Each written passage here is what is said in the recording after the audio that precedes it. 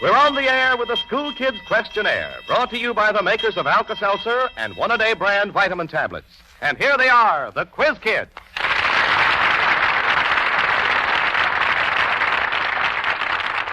All right, we're going to play school now, and here are the rules. You listeners send in the questions, and 5 Quiz Kids answer them. Incidentally, the children never hear or see the questions before the broadcast. We give a Zenith portable radio for every question we use on the show. We may reword them, and if we get similar questions, we're the sole judges. Now, you mail your questions to Quiz Kids, Chicago, that's all. Now, the classroom's in charge of our chief quizzer himself, Joe Kelly. Thank you, Fort Pearson, and good evening, everybody. Well, Quiz Kids, at the end of our school session tonight, we will hear from a special guest listener in New York who will talk to us by special wire. She is a woman whose name will go down in history with such names as Florence Nightingale and Madame Curie. She's the Australian nurse whose work has meant new hope for victims of infantile paralysis all over the world, Sister Elizabeth Kenny. And now, just like in regular school, we start out with roll call. Harvey? I'm Harvey Bennett Fishman. I'm 12 years old, and I'm in 7A at the Bradwell School in Chicago. Gerard? I'm Gerard Darrow. I'm 10 years old, and I'm in 6A at Bradwell School in Chicago. Margaret? I'm Margaret Merrick. I'm 14 years old. I live in Western Springs, and I'm a sophomore at Lyons Township High School. And our kindergarten department, Joel? I am Joel Kupperman. I am 6 years old in 2B at Fulton School. And a new quiz kid who's currently playing in that famous stage hit, The Watch on the Rhine, Smeela. I'm Smeela Bryn. I'm 14 years old, and I'm in second year high school in Professional Children's School in New York. Smeela, where have you attended school before you went on the stage? I went to kindergarten in Vienna, and then we went to Paris, and I went to school there for 4 years. And after that, we went back to Vienna several times and to visit grandmother. And once it was 5 days before Hitler came over, and that was the last time I saw her. Well, Smeela, we're certainly glad you're with us tonight instead of your old schoolroom in Vienna or Paris. Our first question is a race against time. You pick a subject, and you have just 30 seconds to talk about it. You'll get 5 points for every fact you can squeeze into 30 seconds. Ready for it? Okay, Joe. My subject is Alka-Seltzer. Alka-Seltzer can be a great comfort when you have a cold. Alka-Seltzer helps ease up the headache and that ache all over feeling a cold brings. Now, if your cold makes your throat feel raw and raspy, try this soothing gargle. An Alka-Seltzer tablet dissolved in a quarter glass of warm water. Alka-Seltzer can be most helpful, too, when you're bothered with a little stomach upset, simple neuralgia, or sore, aching muscles. Alka-Seltzer is sold at all druggists in 2 sizes, 30 cents and... That's all, Fort. That's all. Time's up. Let's see. Now, you brought out 13 points, which gives you a high score of 65 points. Well, that was all right, Fort. Nice going. And now, then, our next question is all for the Quiz Kids. Your first question tonight comes from Arthur A. Gladstone of Arlington, Virginia. Would you be pleased or displeased if varicella paid you a visit? Margaret? Well, I wouldn't be pleased because it's some kind of a disease. You say you wouldn't be pleased? I wouldn't be pleased. You wouldn't. Well, that's all right. Let's see if we can find out just what that stands for, what it means. What disease? Smeela? Chicken pox? Chicken pox is right. That a girl. Yeah.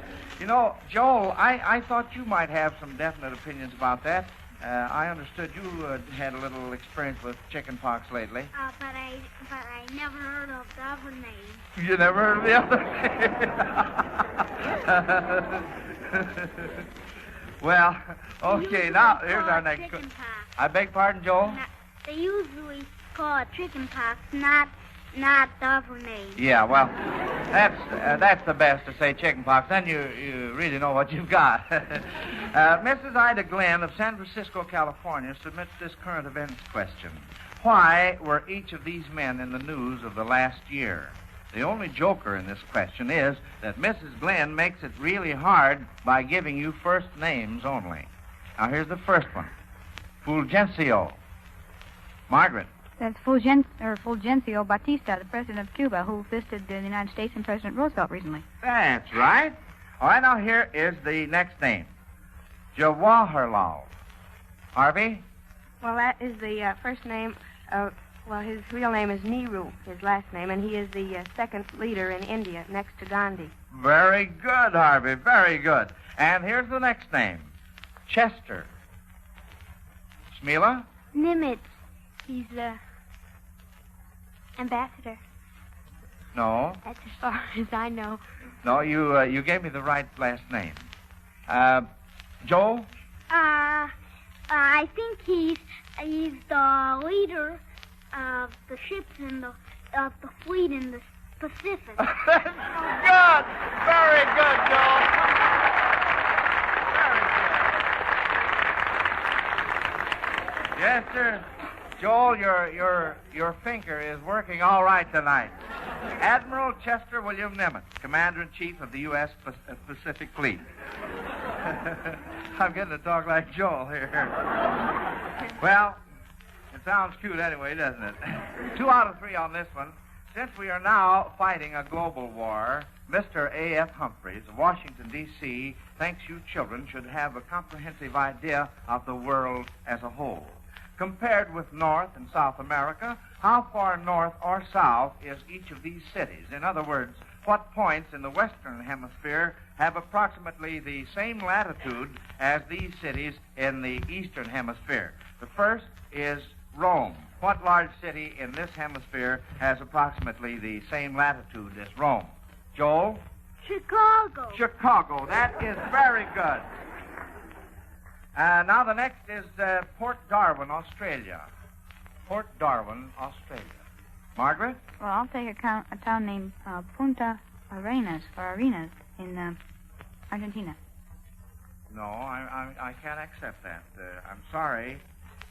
I was thinking of Lima, Peru. All right, we still have one more chance here. How about Stalingrad? Joel? The northern boundary line between the United States and Canada above the state of Washington on the map. That's just right, Joel, my boy. Just right. Joel, you're going to have to get the chicken pox again sometime. You're doing all right. By the way, I received a novel wire this week from Columbia Pictures Corporation in Hollywood. They've been looking for a cute little 2-year-old girl smart enough to handle dialogue. They want her for their next Blondie picture, Blondie Buys a Horse. I guess they figured we had a corner on the bright youngsters department. Of course, 2 years old is a little young even for quiz kids, but that didn't stop us.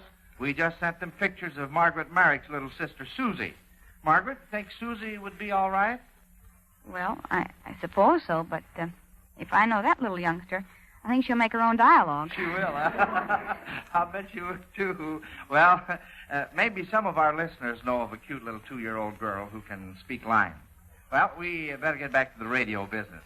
All of us know the old counting out rhyme, eeny, meeny, miny, mo, but James N. Rasmussen of Tacoma, Washington, thinks other rhymes are now used on schoolyards to count players out of games. Do you know any others that are used to see who gets first turn? Well, we'll start out with Harvey. Well, this isn't exactly a rhyme, but we always do odds and evens, and that is we throw our fingers out, then we count around, and the one who has the last number usually drops out or is picked to do something. Uh-huh. Well, that's all right, Harvey. It doesn't exactly have to rhyme. Margaret? Well, we hold out our fists. At least I used to. Say 1 potato, 2 potato, and on the 7th one, you put one fist behind you, and you go around till one person is out. Uh-huh. And that way we figure. That's a good way, too, yeah. Smila? Well, that rhymes. It's 1 potato, 2 potato, 3 potato, or 4 potato, 5 potato, 6 potato more. Well, good for you, Smila. Joel? And there's one that's called 1, 2, 3, 4. Mary at the college store. 5, 6, 7, 8. Eating cookies off the plate. and there's another one that's 1, 2, 3, 4, 5. I caught a fish alive. 6, 7, 8, 9, 10. I let him go again. And there's still another that's eeny, meeny, miny. No. Well, look, Joel, we've... wait just a minute. You can't use that. Trouble starts when nations grow. Someone has to stop it, so eeny, meeny, miny, mo. Well, that Makes you it. Oh, me, it?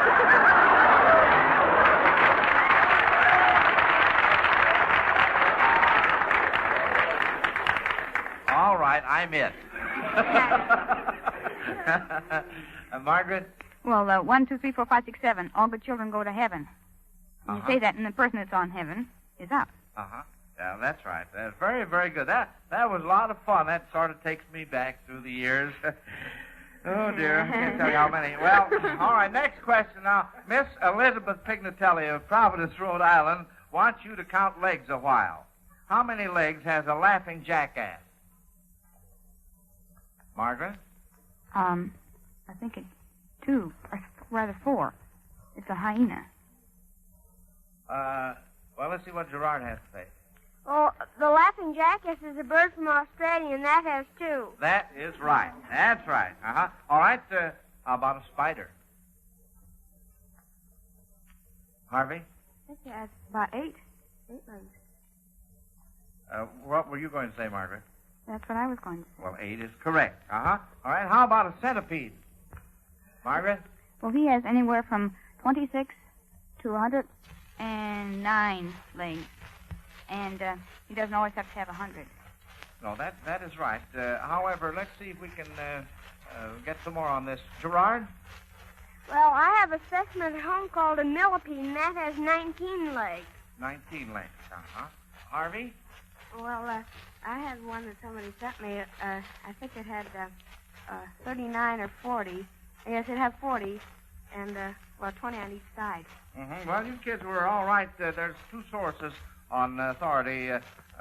One of them is from 30 to 170 legs, and the other from 38 to 400 legs. Well, kids, that's just about all the time for the questions right now. Friends, with a shortage of doctors in many communities due to the war, and with the possible scarcity of certain foods, here are some questions that every mother should be prepared to answer. What can I do to safeguard the health of my family?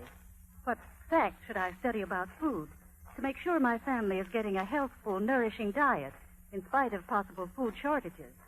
Well, Mrs. America, vitamins are going to play an important part in answering those questions. And here's one suggestion that we would like to make. Why don't you supplement your meals with one-a-day brand vitamin tablets? The Miles Laboratories make 2 kinds of one-a-day tablets. One to supply the A&D, or as they are also called, the cod liver oil vitamins, and the other to give you those very important vitamins of the B complex. Just think. One-a-day brand vitamin A and D tablets contain the same A and D vitamins that you get in butter, cream, milk, cheese, and the fish liver oil. Yet there is absolutely no fishy, oily taste to them, and no aftertaste. And just a single tablet contains a normal day's supply of these A&D vitamins. So even if those foods aren't as plentiful as they used to be, you're still guaranteeing your children that safeguarding supply of A&D vitamins. And not only that, Fort, but you're doing it at a cost of just 1 1/5 pennies a day. Let's not limit this to children, Charlie. Grown-ups as well as children need those A&D vitamins, especially with the cold season in full swing. We should all do everything we can to build up resistance. So ask your druggist today for one-a-day brand vitamin A and D tablets made by Miles. And, Mr. Kelly, the quiz kids wait with bated breath for the next question. All right, Fort. This literature question is from Mr. Jerry M. Holmes of New Orleans, Louisiana. What literary character would you be if you found yourself face-to-face with these distressing situations? You are facing a wild bison who has a beautiful girl tied to his horn. Mila? Well, that's, I think, in Cold Water, the monster. I mean, the giant, the Legion giant that, I know the princess on it. Her name was Legia. And, Ursus, maybe. Ursus, that's right. Good for you, Mila. All right? Now, listen. You are facing what appears to be a large army, but when you attack, the soldiers turn out to be peaceful sheep. What literary character would you be? You are facing what appears to be a large army, but when you attack, the soldiers turn out to be peaceful sheep. Well, that would be Don Quixote, from The Adventures of Don Quixote by Cervantes. Now, here's the next one. You don't care especially for children, and now, unexpectedly, 6 of them are dependent on you. Harvey? Well, that's in the Pied Piper, and, in the screen version, Marty Woolley is burdened with 6 children whom he has to take back to England to safety. That's right. Harvey, can you give us the Pied Piper's name? I think it's Mr. No, I don't remember. I don't know what's wrong with Joel tonight. Every time he raises his hand, he squeaks. Well, wait just a minute. We want to give Harvey a chance on this. Well, I don't believe I remember it. Well, that's really beside the point, Harvey. I thought maybe we could get his name. Let's see. Joel has his hand up. Mr. Howard. Mr. Howard, that's right. John Howard. I guess it was as cold in Ithaca, New York last week as it was here in Chicago because Chester L. Marks, who lives there, wants you to sing out some song titles that might have warmed us up a little. Can you think of any titles that might alleviate winter weather? All right, Margaret? There's one that goes, I don't want to set the world on fire. Mm-hmm. And it's been so long ago that I think I can do it, but I'm not sure. Well, just the title is all you have to give us. I don't want to... No. Well, I've forgotten that, but maybe somebody else could sing it, but there's one that Keep the Home Fires Burning. Keep the Home Fires Burning? And I think it's I don't want to set the world on fire. That's it. That's right, Margaret. All right, let's have some more, kid. Gerard? Well, there'll be a hot time in the old town tonight. Yeah, we mustn't forget that one. Mila? Something hot foot flugy or... No, I ain't got my titles mixed. Harvey? Well, I think she means Flatfoot Flugy with a 44. I think so, too, Harvey. Did you have one for us, Harvey? Well, I was thinking of 2 of the ones that already have been named. Oh, I see. Joel, did you have a song in mind, a song title? Yeah, but it was said. Oh. Yes, sir. Well, I'll tell you, there's nothing like protecting oneself, is there? Well, I think we'd better move along here. Pauline Salzman of Grand Rapids, Michigan, wants us to imagine that these 2 military men of the past are broadcasting messages home to their wives. Now, listen carefully to the first one, and you're to tell us who he is. Hello, Mary. How are you and the 7 kids? As you've probably heard by now, we didn't do so badly at Manassas. We gave that man Pope a run for his money. Harvey? Well, that would be General Robert E. Lee. His wife was Mary Park Custis, and he did have 7 children. And the Battle of Manassas, I believe, was better known as Bull Run, Manassas Junction. Good for you, Harvey. All right, now, kids, listen carefully to this next one. Allô, Joe. Comment vas-tu, Égypte? Et tout va très bien. Fais mes compliments à Hortense et Eugène. Mila? Well, that was Napoleon to Josephine, and Hortense was her daughter, and I didn't hear. Well, that's right, but, Smila, what was he saying? Hello, Josephine. I think it was give my regards to Hortense, and I'm speaking from Egypt, and I don't remember what he said. Well, that's very, very close, Mila, very close. All right, now, who might this be broadcasting a message to his people? Deutsche Volksgenossen, die Lage in Russland ist schrecklich. Die Lage in Afrika ist schrecklich. Die Lage ist schrecklich überall. Ach, ach, ach, ach. All right, Smila? Well, it's Hitler, but I doubt whether he'd say that to his people. He says the situation in Russia is terrible. The situation is terrible all over. I don't think he'd say that. They cover up pretty well. Well...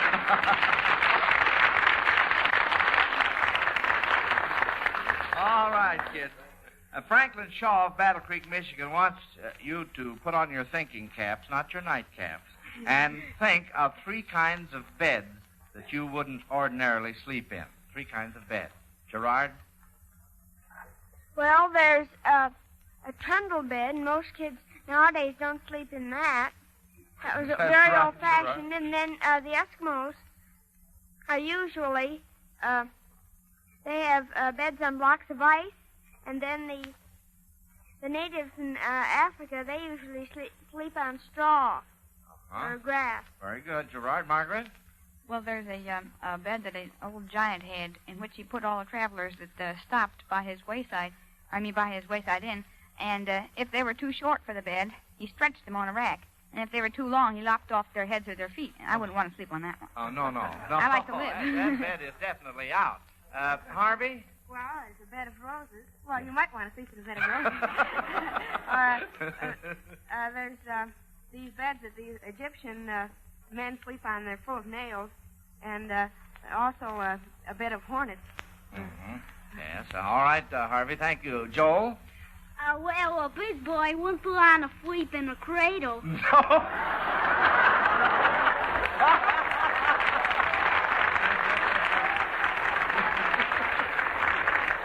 He certainly would. And now we'll let you catch your breath a minute before this next question, Quiz Kids. Fort Pearson, would you like to continue your vitamin lesson? Yes, thank you, Joe. We covered the A and D vitamins the last time, so now I'd like to mention the B vitamins, the ones you get in one-a-day brand vitamin B complex tablets. These B vitamins are found in meats, whole grains, various fruits, and vegetables. They're extremely important where energy, digestion, and nerves are concerned. So if you're feeling sort of all tired out and nervous, it could be you're not getting enough of those B vitamins. And just so you won't have to bother with them 3 or 4 times each busy day, the Miles Laboratories developed this single one-a-day brand B-complex tablet to give you the full minimum daily supply of all the B vitamins for which requirements have been established. Yes, all in one little pleasant-tasting tablet. And what's more, they're pleasantly low priced, too. A whole month's supply for just 90 cents. Now, that's a name to remember when you're buying vitamins. One-a-day brand vitamin B-complex tablet. One-a-day is the registered trademark of the Miles Laboratories, who also make Alka-Seltzer. Now, on with the brain battle, teacher. All right, Fort. Mrs. L.M. Friel of Rochester, New York, sends this question. She wants you to tell how the following military men fooled the enemy through subterfuges. What subterfuge did Richard the Lionhearted use against the Saracens at the citadel of Acer?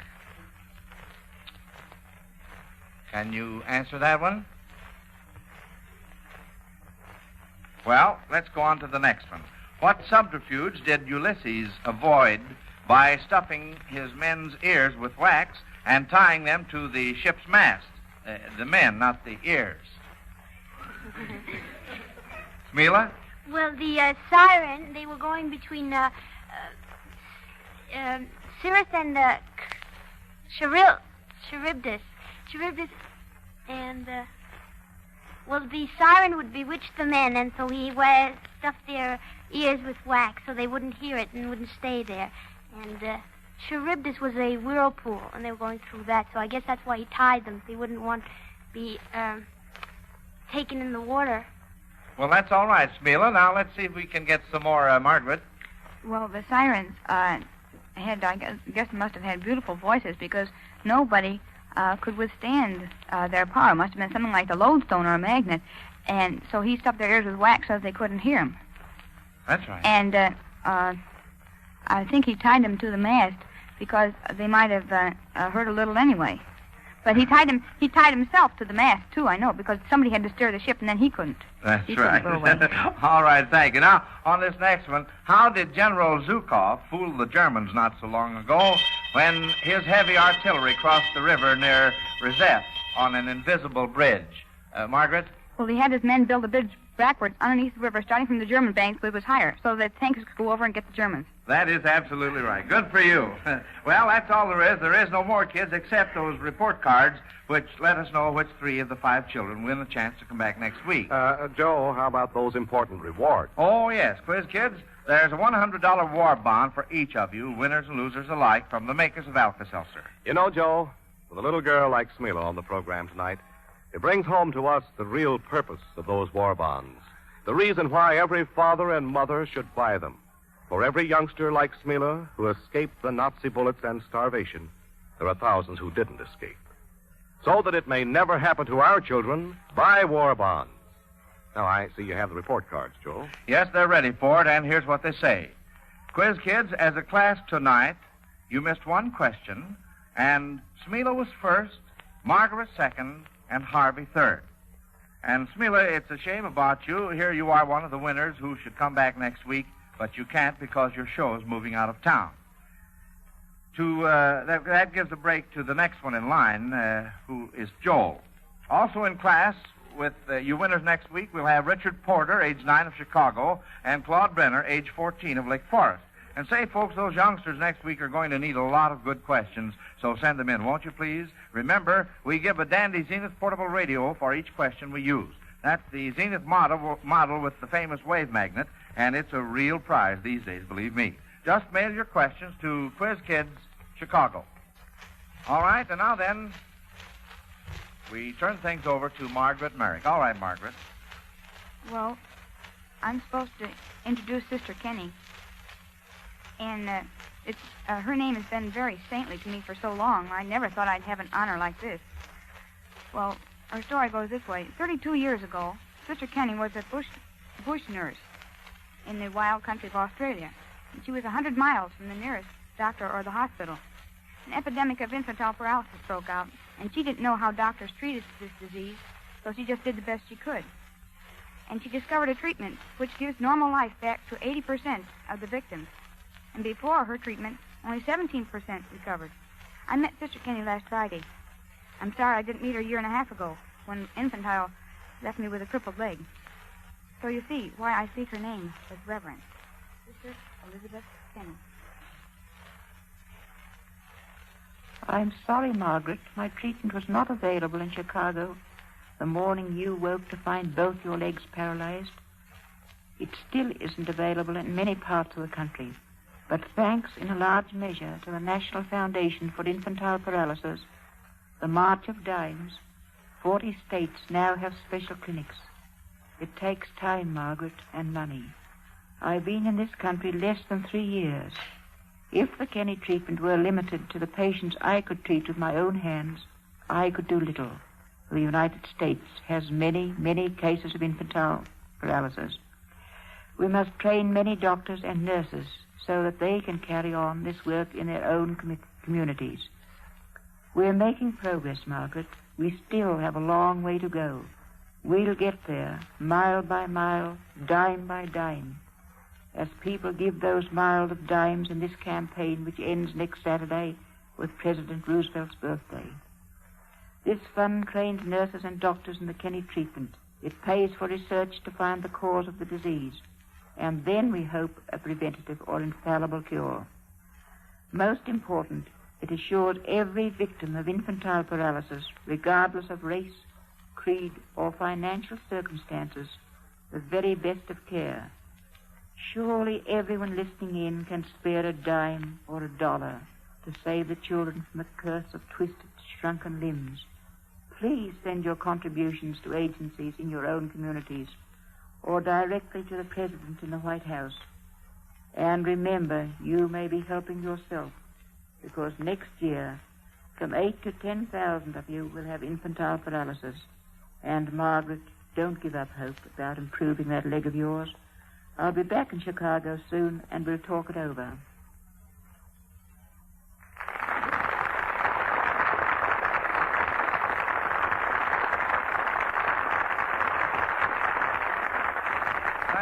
Much, Sister Kenny. It was a great honor to have you speak on our program. And now, this is Joe Kelly dismissing the Quiz Kids until next Sunday at this same time. Good night, kids. Good night, Mr. Kelly. Listen to the Quiz Kids every Sunday at the same time. And on Monday, Tuesday, Wednesday, and Thursday, listen to your old friends, Lum and Abner, on most of these same stations. This is Fort Pearson speaking. This program came to you from Chicago. This is the Blue Network. WENR Chicago.